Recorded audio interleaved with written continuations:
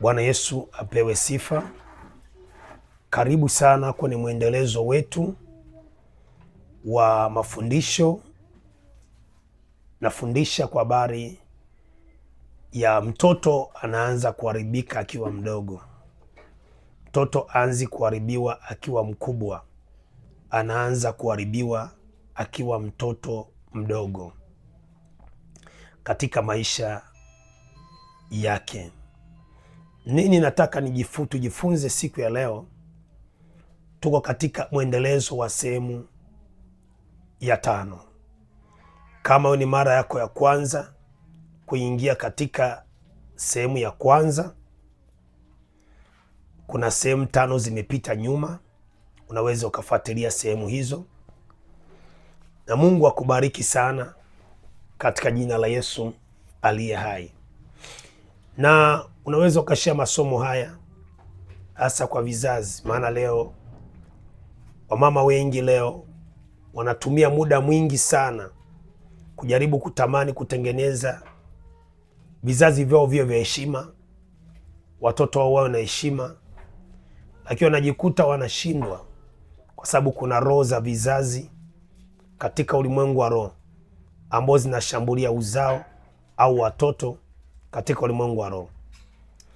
Leo nakuja kufundisha kwa habari baada ya mtoto kuzaliwa tumboni, mama na baba wakawa wamesimama katika maombi. Baada ya mtoto kuzaliwa tumboni, akatoka ndani ya tumbo, mama na baba wakawa wameshirikiana kwenye maombi kumwombea huyo mtoto akiwa tumboni. Wakaishi maisha matakatifu mtoto akiwa tumboni. Kwa kinachofanyika kwenye ulimwengu wa mwili baada ya mtoto kuzaliwa tunaita vita vya nje. Sasa alikuwa yuko ndani, walikuwa napiga vita vya damu, damu ya ukoo, damu ya nini. Sasa mtoto baada ya kuzaliwa, zile roho huwa hazinyamazi kimya, ili zitawale roho za miungu au mababu, ili watawale huyo mtoto. Watapita katika maeneo yafuatayo katika ulimwengu wa kiroho. Baada ya kuzaliwa, kitu cha kwanza watakachotumia kumshambulia huyo mtoto, watakushambulia huyo mtoto wako kupitia maneno.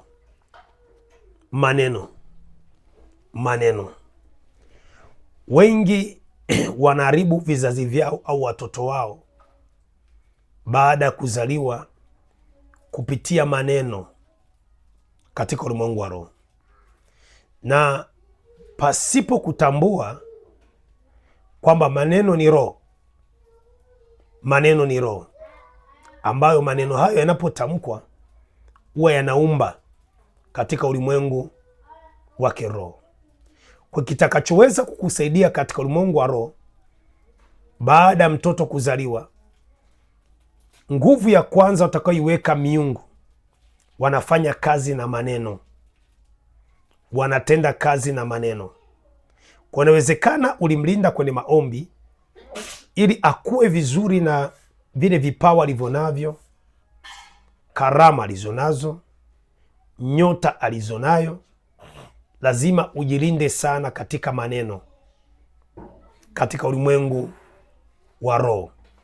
Unaweza kumtamkia huyo mtoto anapozaliwa na anapoenda kukua katika maisha yake. Kumbuka wewe mzazi, wewe ni Mungu wa pili duniani.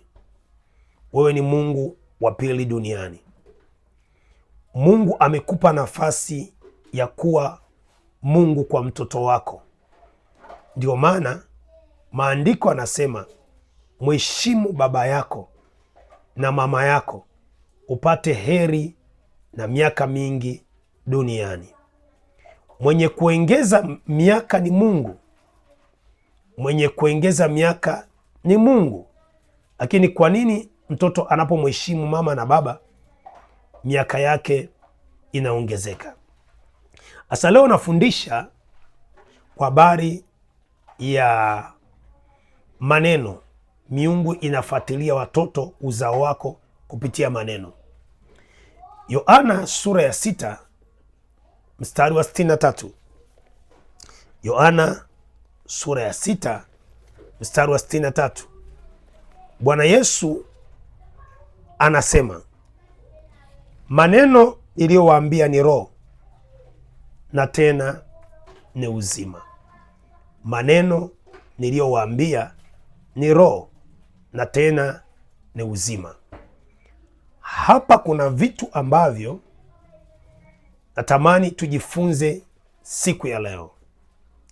Cha kwanza anasema maneno ni roho. Lazima utambue kuna roho za mapepo.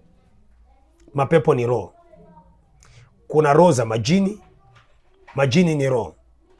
Lakini kuna roho ya mwanadamu. Lakini kuna roho za maneno. Na ndio maana Yesu anasema maneno ninayowaambia ni roho na tena ni uzima katika ulimwengu wa roho. Maana yake maneno hayaozi kama maembe. Maneno unapotamka hayaozi kama machungwa. Maneno unapotamka huwa hayaozi kama karanga. Maneno unapotamka hayaozi kama ndizi. Maneno unapoyatamka huwa yanasimama katika ulimwengu wako wa roho. Kwa hiyo unapotamka maneno kwa huyo mtoto huwa yanaenda kusimama kwenye ulimwengu wake wa roho. Kumekuwa na tabia, mama anapozaa mtoto, marafiki wanaomtembelea wanaleta matani kwa yule mtoto. Ongera, umezaa malaya. Ongera, umetuletea malaya. Ongera, umetuletea jambazi. Ongera. Yale maneno yanapotamkwa na wewe ukasema kweli malaya, kweli jambazi, yale maneno yanasimama kwenye anga la mtoto, yanaendelea kufanya kazi kwenye anga la mtoto, yanaendelea kukaa kwenye anga la mtoto. Maana yake maneno unayomtamkia leo ni maisha yake ya mbeleni katika ulimwengu wa kiroho.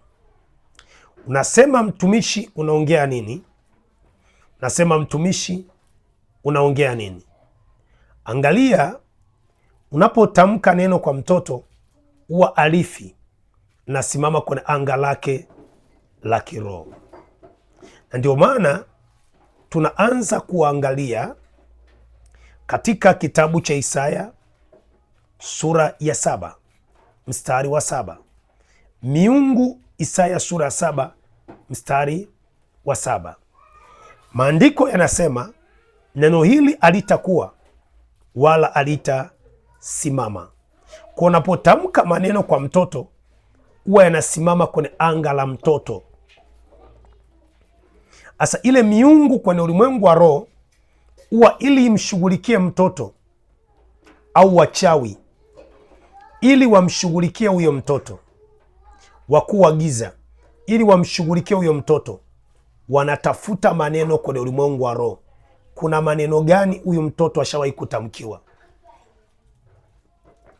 Kuna matamko gani huyu mtoto ameshakutamkiwa kwenye anga lake? Wewe unaweza ukasema tu nimeongea. Wewe unaweza ukasema tu nimeongea kwa hasira, lakini maneno hayo huwa yanasimama kwenye anga la mtoto. Miaka yote yanasubiria wakati anapokuwa au anapokuwa mkubwa, yanasubiria ndio anaanza kufanya kazi katika ulimwengu wa kiroho. Kwa hiyo ninafundisha baada ya mtoto kuzaliwa, alipozaliwa miungu ikamshindwa akiwa tumboni mwa mama. Miungu ikamshindwa, inakuja kushambulia kupitia maneno.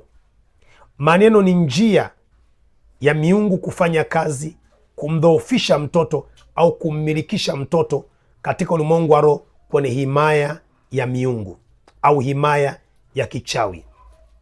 Ndio maana ukisoma kitabu cha Yohana sura ya 6 mstari wa 63, Yohana sura ya 6 mstari wa 63, maandiko yanaongelea, asema maneno ni roho na tena ni uzima.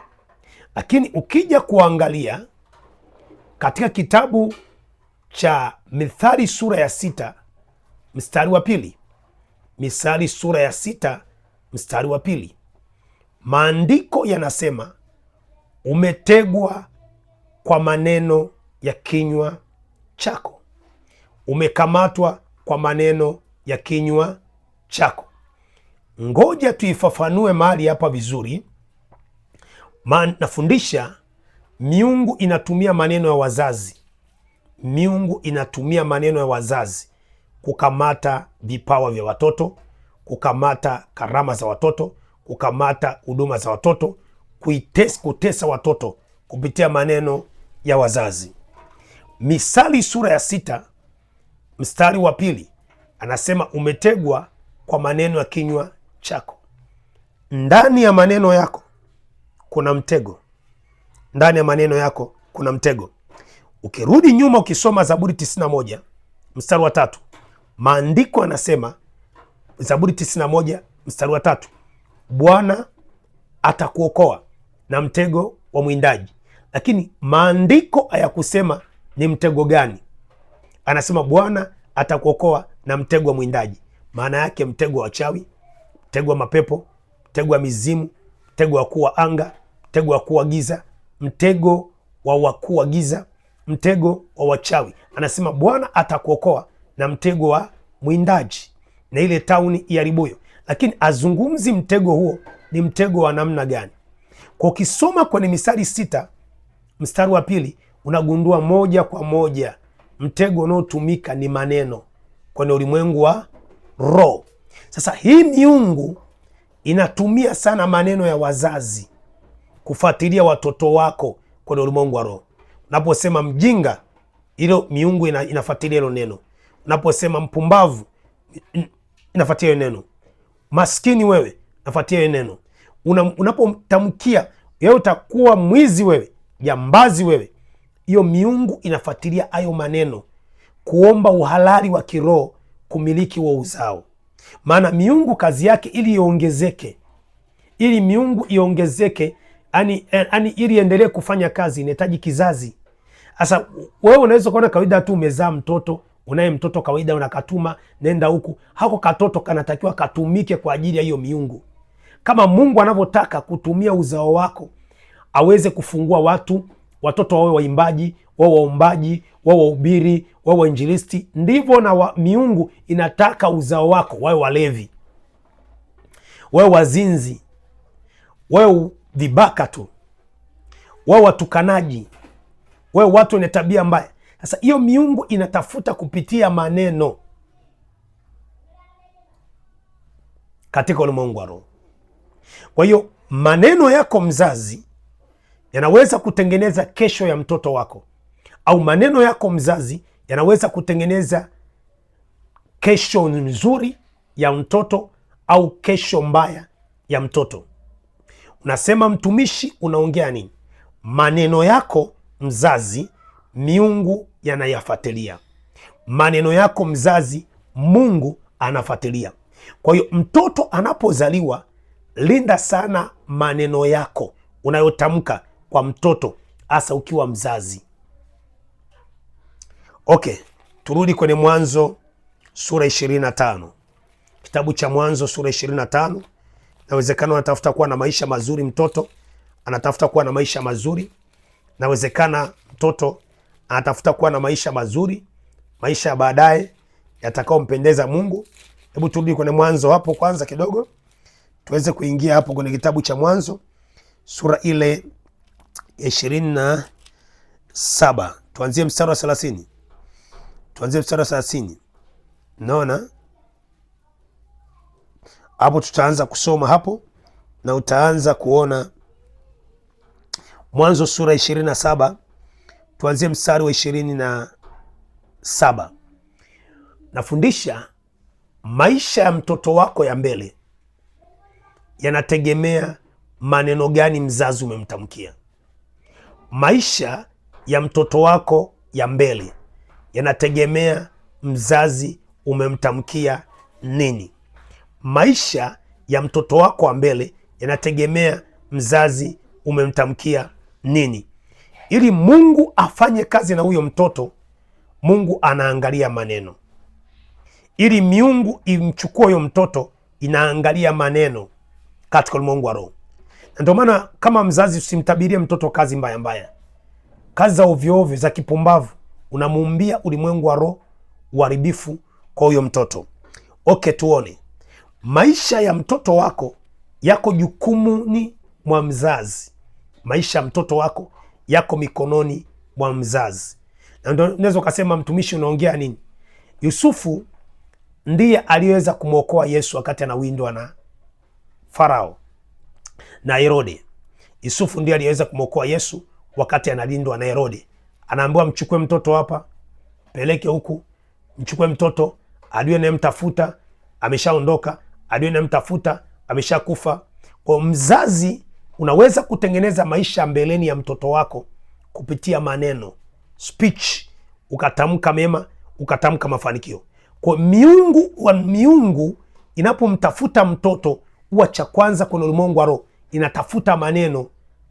Ili kizazi cha miungu kiendelee, inatafuta maneno katika ulimwengu wa roho. Mwanzo sura 27 mstari wa 27, maandiko yanasema, akakaribia akambusu, naye akasikia harufu ya mavazi yake, akambarikia akisema, tazama, harufu ya mwanangu ni kama harufu ya shamba alilolibariki Bwana. Mungu akupe umande wa mbingu na ya manono ya nchi, na wingi wa nafaka na mvinyo, mafuta mataifa wakutumikie, makabila wakusujudie. Bwana, uwe bwana wa ndugu zako, na wana wa mama yako wakusujudie. Atakaye kulaani amelaniwa, na atakaye kubariki amebarikiwa. Huyu ni Isaka, mtu aliyelijua neno, mtu aliyeshiba neno. Mtoto wake Yakobo anaondoka mikononi mwa Isaka, lakini zawadi ya kwanza Isaka anayompa mtoto wake Yakobo, kumtengenezea future ya mbele. Future ya mbele, maisha ya mbele ya Yakobo yaliandaliwa na mzazi kupitia maneno. Maisha, narudia tena, maisha ya mbele ya Yakobo yaliandaliwa na mzazi kupitia maneno. Isaka anatamka maneno yatakayoweza kumtangulia Yakobo mbele yake. Okay, narudia. Isaka anatamka maneno yatakayoweza kumtangulia Yakobo mbele yake. Yakobo alipokuwa akitamkiwa maneno, yale maneno hayakufa, yale maneno hayakuharibika, yale maneno yalikwenda kusimama kwenye anga la mtoto.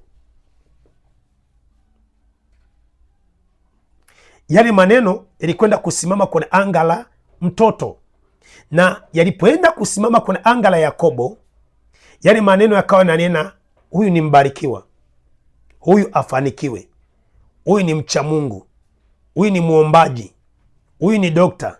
Sasa leo inafika kipindi wazazi hawajui kwamba Mungu akitaka kumfanikisha mtoto anaangalia matamko ya mzazi.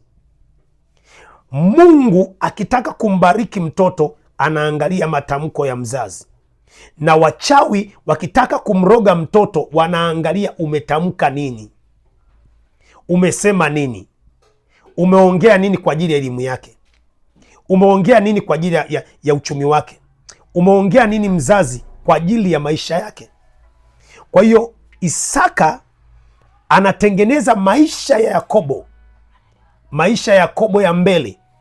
Isaka alipomtengenezea maisha ya Yakobo ya mbele, alimtengenezea maisha kupitia maneno kwenye ulimwengu wa roho. Ni wazazi wachache wanaojua siri hii, kwamba urisi unaweza kumpa mtoto wako wa maisha mbele maneno unayomtamkia. Kwa hiyo Isaka alipoachilia maneno katika ulimwengu wa roho yalikuwa ni maisha halisi ya mtoto Yakobo. Ndio akala akashiba, heshima yake ilibebwa katika maneno katika ulimwengu wa roho. Kwa nini nafundisha haya? Miungu inapotaka kumharibu mtoto, miungu inapofuatilia uzao wako, miungu inapofuatilia kizazi chako, nimekuambia mtoto anaharibika akiwa mdogo. Mtoto anaharibika mpaka anakuja kuwa yuko sekondari, unasema ni mlevi, ni mzinzi, ni mwizi, ana tabia mbaya. Anaanza kuharibiwa na hii miungu akiwa mdogo. Kwa wakimshindwa kwenye tumbo la baba yake, wakimshindwa kwenye viuno vya baba yake, wakamshindwa kwenye tumbo la mama yake, wanakuja kutafuta matamko ya wazazi waliotamka. Ndio maana ni vyepesi tu mama akiwa na mimba anasema mimi ni mchawi na uzao wangu atakuwa wachawi. Yale maneno yanasimama kwenye anga la mzazi, la mtoto. Yale maneno yanafanya kazi kwenye anga la mtoto katika ulimwengu wa roho. Kwa ili kusaidia watoto wetu wasiteswe na miungu. Maana yake kama Isaka angekuwa anaabudu miungu, angetamka maneno huwe anasimama kwenye miungu, yanasema huyu malaya, huyu mlevi, huyu mzinzi, huyu jambazi, huyu kibaka, huyu asifanikiwe. Kwa hiyo sehemu ya kwanza, njia ya kwanza ya miungu kutumia kuharibu uzao, njia ya kwanza ya miungu kutumia kuharibu uzao na kizazi chako, huwa anatumia maneno katika ulimwengu wa kiroho.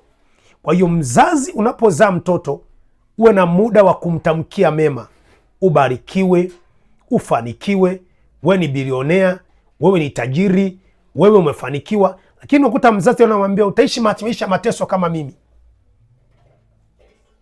utaishi maisha ya taabu kama mimi, utaishi kuwa uone, utaishi maisha nayo kuteswa kwenye ndoa kama mimi nilivyoteseka. Ile miungu inapata njia ya kushambulia uzao. Miungu inapata njia ya kushambulia familia kupitia maneno yaliyosimamishwa katika ulimwengu wa roho. Kwa njia ya kwanza ya miungu kushambulia familia ni kusimamisha maneno katika ulimwengu wa roho. Mungu akubariki. Uwe na tabia kutamkia mema watoto wako, kizazi chako. Kazi njema. Unaweza kunifuatilia kipindi kijacho kwenye channel hii pendwa ya Apostle Katambi katika ulimwengu wa roho. Tengenezee maisha ya watoto wako ya baadaye kupitia matamko katika ulimwengu wa roho. Mungu akubariki sana. Karibu katika channel yetu pendwa. Kama ni mara yako ya kwanza kufuatilia channel hii, unaweza kubonyeza alama neno subscribe.